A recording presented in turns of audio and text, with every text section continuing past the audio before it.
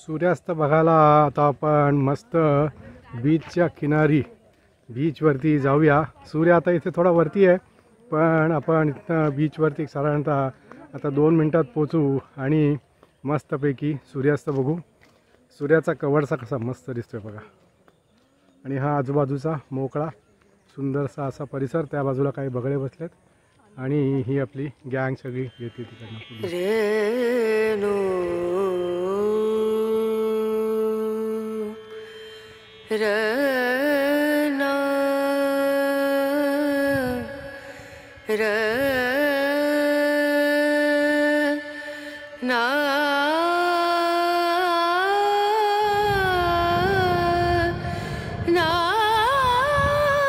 इतर समुद्रांच्या बीचवरती आपल्याला इतर ठिकाणी म्हणजे गोवा असेल, गणपतीपुळे असेल, अजून काय असेल, इथे एवढी मोकळी तुम्हाला दिसते का बघा। इथे किनाऱ्यावरती आम्ही धरून हार्डली 25 लोक असतील फक्त, बस बाकी कोणी नाही। गाड्या फिरतायत इकडे झेंडा लावून, आणि तो जो एरिया आहे तो इथला समोरचा हा जो एरिया दिसतोय हा प्रॉपर नागावचा बीच तो तिकडे आहे।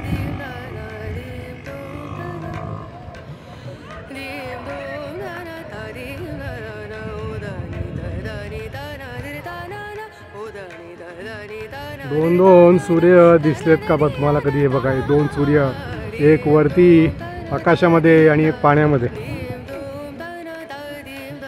बघा अप्रतिम दृश्य खरंच। बघा इकडे 2 सूर्य।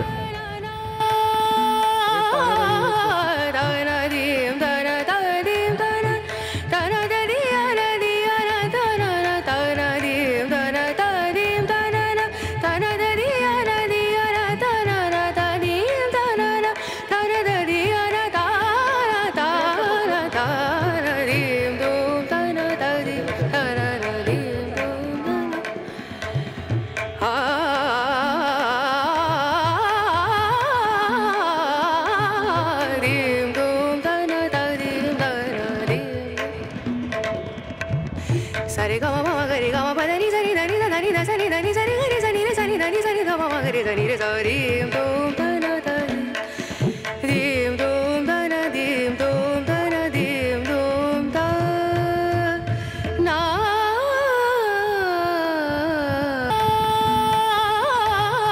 दा ना दीम दा ना दा दीम दा ना दा दी या ना दी या ना दा ना दा ना दीम दा ना दा दीम दा ना दा ना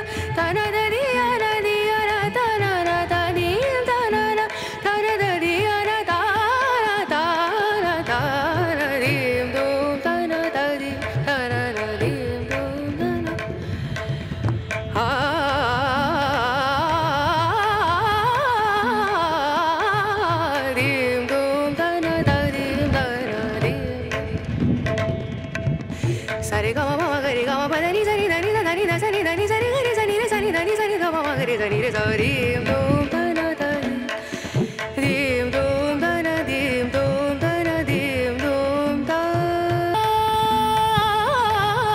दा ना दीम दा ना दा दीम दा ना दा दी या ना दी या ना दा ना दीम दा ना दा दीम दा ना दा दी या ना दी या ना दा दा दीम दा ना दा दी या ना दा रीम दोम दा ना दा दी दा ना रीम दोम दा ना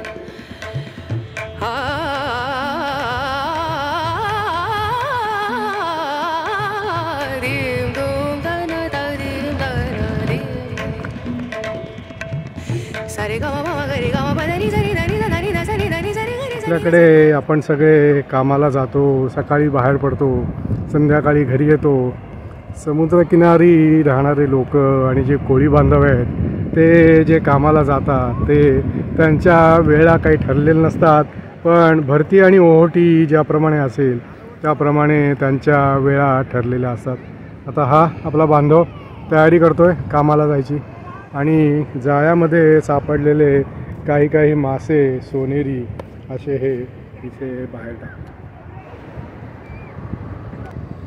हे आपले दादा आहेत, यांनी हे सकाळी समुद्रात गेले होते आणि जसं मी मगाशी म्हणालो आपण शहरातली माणसं ऑफिसला सकाळी जातो आणि संध्याकाळी येतो, आणि महिनाभराचा पगार एकदाच घेतो, पण हे रोज समुद्रात जातात, रोज मासळी घेऊन येतात, रोज त्यांचं जे नेट आहे, जी जाळी आहे ती अशा प्रकारे त्यांना साफ करायला लागते, अशी साफ करतात. चांगले मासे असतील ते काढून घेऊन जातात विक्रीला, आणि जे छोटे किंवा खराब झालेले मासे आहेत ते मार्केटला न नेता असे इथे परत समुद्रामध्ये टाकून देतात. आता ओहोटीची वेळ आहे, 11 11:30 नंतर भरती आहे. ज्या वेळेला भरतीचं पाणी या इथपर्यंत किनाऱ्यापर्यंत येईल, हा मागे जो किनारा आहे तिथपर्यंत भरतीचं पाणी येतं. ते पाणी ज्या वेळेला येईल त्यावेळेला हे मासे जरी आत्ता मेलेले असतील तरी हे परत आतमध्ये समुद्रामध्येच मिळतील, आणि दुसरे जे मासे असतील त्या माशांचं, हे जे मासे आहेत सगळे, त्या माशांचं हे मासे खाद्य बनतील. समुद्रातलंच खाद्य समुद्रातल्याच प्राण्यांना परत.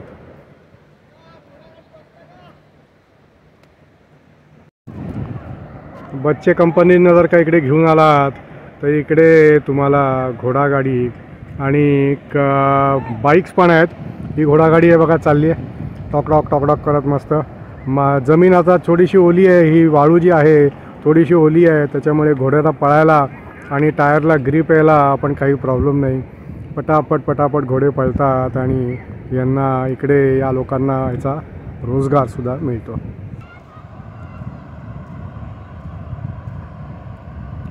या मोबाईलच्या कॅमेरामध्ये या समुद्रातलं पाणी किती आत गेलं आहे याची कल्पना येत नाही, पण आत्ता मी जिथे उभा आहे, जिथनं मी चालतो आहे तिथनं जवळजवळ एक अर्धा किलोमीटर पाणी आतमध्ये आहे, आणि समुद्रकिनाऱ्यापासनं जवळजवळ एक पाव किलोमीटर, पावपेक्षा थोडंसं जास्त आपण पुढे आलेलो असू. म्हणजे जवळपास 1 ते 1.25 किलोमीटर ओहोटीच्या वेळेला हे पाणी आतमध्ये जातं आहे आणि भरतीच्या वेळेला परत हे बाहेर येतं. अशी ही निसर्गाची किमया. समुद्राचं पाणी कधी आत जातं, कधी बाहेर येतं, आणि पौर्णिमा ज्या वेळेला असते त्यावेळेला समुद्राला भयंकर उधाणसुद्धा येतं. आता मी ज्या ठिकाणी चाललो आहे तिथे पक्ष्यांचा थवा दिसतो आहे. छोटे छोटे छोटे छोटे असे असंख्य पक्षी आहेत, आणि त्यांना या वाळूमध्ये काय खायला मिळतं आहे ते शोधत आहेत, आणि जे मिळतं आहे ते पटापटा ते खात आहेत. त्यांना आता काय खायला मिळतं आहे आणि ते काय खात आहेत हे आपण जवळ जाऊन बघू. जवळ गेलं तर खावायला पक्षी उडतीलसुद्धा, पण तरी त्यातल्या त्यात शक्य होईल तेवढ्या जवळ जाऊन बघू आपण. हा बघा, हा एक पक्षी उडाला, जर का कॅमेऱ्यामध्ये टिपला गेला असेल आणि तुम्हाला दिसला असेल तर. पण अजून इथे बरेच असे असंख्य पक्षी आहेत. प्रत्येक जीव हा दुसऱ्या जीवावरती अवलंबून असतो असं म्हणतात, तसं इथे प्रत्येक जीव हा दुसऱ्या जीवावरती अवलंबून असतो. माणूस, आता मी एक खूपच आध्यात्मिक आणि काय म्हणतात त्याला, खूपच असं वेगळं बोलतो आहे, पण माणूस हा प्रत्येकावरती कुठल्या ना कुठल्या तरी गोष्टीसाठी अवलंबून असतो. तसेच हे प्राणीसुद्धा दुसऱ्यावरती जगण्यासाठी अवलंबून असतात. माणसाला खाण्यासाठी भरपूर गोष्टी अवेलेबल असतात, जगण्यासाठी त्यांना भरपूर गोष्टी अवेलेबल असतात, पण हे जे प्राणी आहेत त्या एका प्राण्याला जर का जगायचं असेल तर दुसऱ्या प्राण्याला मारूनच, म्हणजे दुसऱ्या प्राण्याला खाऊनच हे प्राणी जगू शकतात.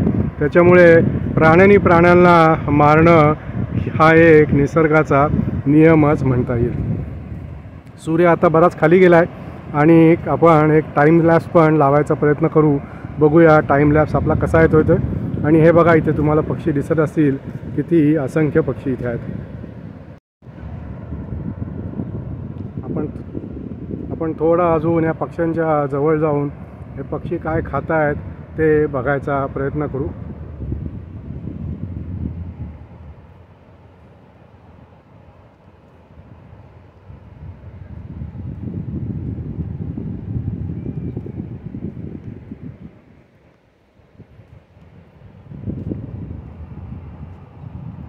तर असा हा अक्सी बीच आणि नागाव बीच ह्याच्यामधला हा बीच आहे.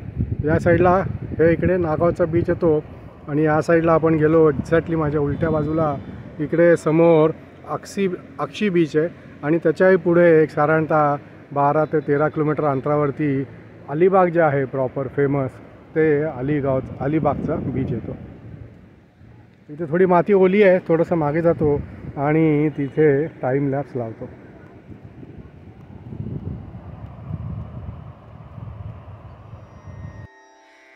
रना रना रनु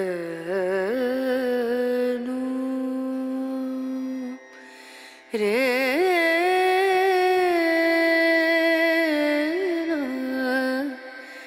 रे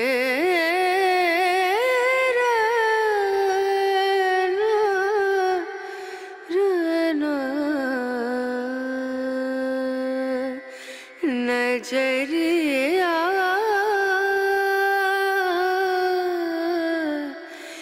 लागे नहीं कहीं ओ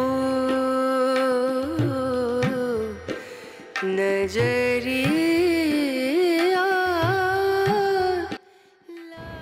आपण बघितलं सूर्य अस्ताला गेला आणि सूर्य अस्ताला जात असताना नाही म्हटलं तरी मनामध्ये बरेचसे विचार येऊन जातात.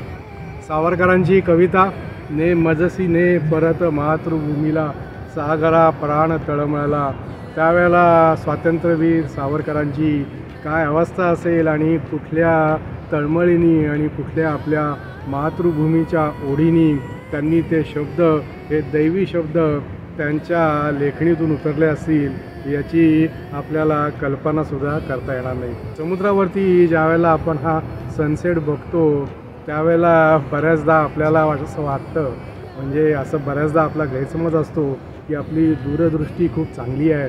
पण ज्यावेळेला आपण इथे समुद्रावरती हे क्षितिज बघतो आणि या क्षितिजावरचा ज्यावेळेला आपण सूर्यास्त बघतो त्यावेळेला आपल्याला ही जाणीव येते की क्षितिज आपल्यासाठी किती ठेंगणं आहे. ठेंगणं मी या अर्थाने म्हणतो आहे की किती आपली दृष्टी कितीपर्यंत लांब जाऊ शकते. तर अगदी काही 2 किंवा 3 किलोमीटर आणि त्याच्या पुढे आपल्याला सगळं इन्फिनाईट म्हणजे काहीच दिसत नाही. सगळं एकसारखंच दिसायला लागतं आणि असं वाटतं की अरे फक्त 2 किंवा 3च किलोमीटर आपण हे पुढे बघतो आहे. असा हा उजव्या साईडला माझ्या अलिबाग, डाव्या साईडला नागाव आणि इथे मधोमध आपण या समुद्रकिनाऱ्यावरती आहोत. अतिशय सुंदर, अतिशय शांत आणि अतिशय विलोभनीय असा हा समुद्रकिनारा आहे. गर्दीच्या ठिकाणी जर का आपल्याला जायचं नसेल तर हा नागाव आणि अलिबागच्या मधला नेहा फार्म्सला लागून जो समुद्रकिनारा आहे अतिशय उत्तम.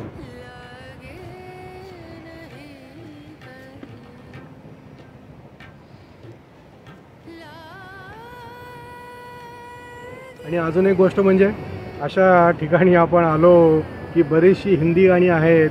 त्यातलं एक हिंदी गाणं मात्र आठवल्याशिवाय राहत नाही की ते गाणं असं आहे की रोज शाम आती थी मगर ऐसी न थी, रोज रोज घटा छाती थी मगर ऐसी न थी. आता गेले अर्धा तास 1 तास झाला आमच्या ग्रुपमधले सगळे चालायला पुढंपर्यंत गेले. मलाही चालायचं होतं, माझी चालायची इच्छा होती, पण का कोणास ठाऊक मन हा जो इथला एकांत आहे या एकांताचा आनंद घ्यायला मागचं पूर्ण वर्षभर 2023मध्ये आपण काय केलं, आपण काय केलं नाही, आपलं काय करायचं राहिलं आणि 2024मध्ये आपल्याला काय करायला पाहिजे हे या अर्ध्या तासामध्ये आजूबाजूला तुम्ही बघताय फ्रेममध्ये इथे आणि इथे कोणीच नाही आहे. थोडीशी एक तुरळक इथनं माणसं किंवा पर्यटक जात आहेत आणि येत आहेत. तर अशा परिस्थितीमध्ये आणि अशा सुंदर आणि शांत वातावरणामध्ये आपलं मन स्तब्ध जर का झालं नाही तर नवालाच आहे. तसं बघायला गेलं तर समुद्राचं लहान मुलापासून ते अगदी मोठ्यांपर्यंत सगळ्यांना आकर्षण असतं.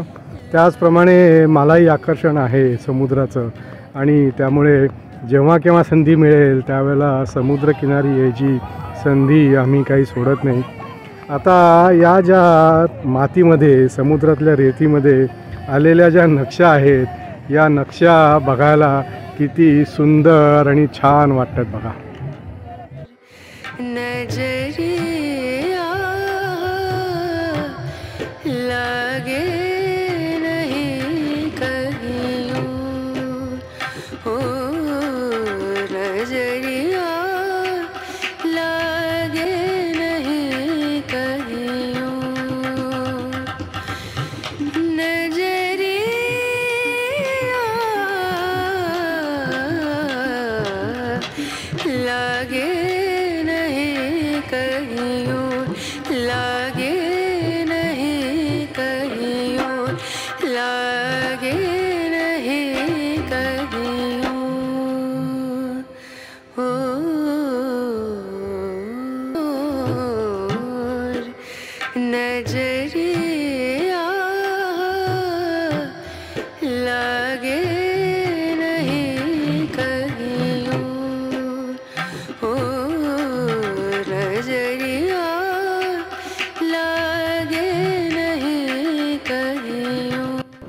जय जय गुरुदेव दत्त. मी जय जय गुरुदेव दत्त याच्यासाठी म्हणालो की आपल्यापैकी कोणी जर का कुरवपूर, त्याच्यानंतर सोमनाथ, त्याच्यानंतर शेगाव आणि त्याच्यानंतर गिरनार हे व्हिडिओ जर का बघितले नसतील तर अवश्य बघा, आपल्या चॅनलवरती आहेत. आणि आता जानेवारी महिन्यामध्ये 7 ते 11 आपली पिठापूरची पण यात्रा आहे, तर ते व्हिडिओ पण अगदी अवश्य बघा.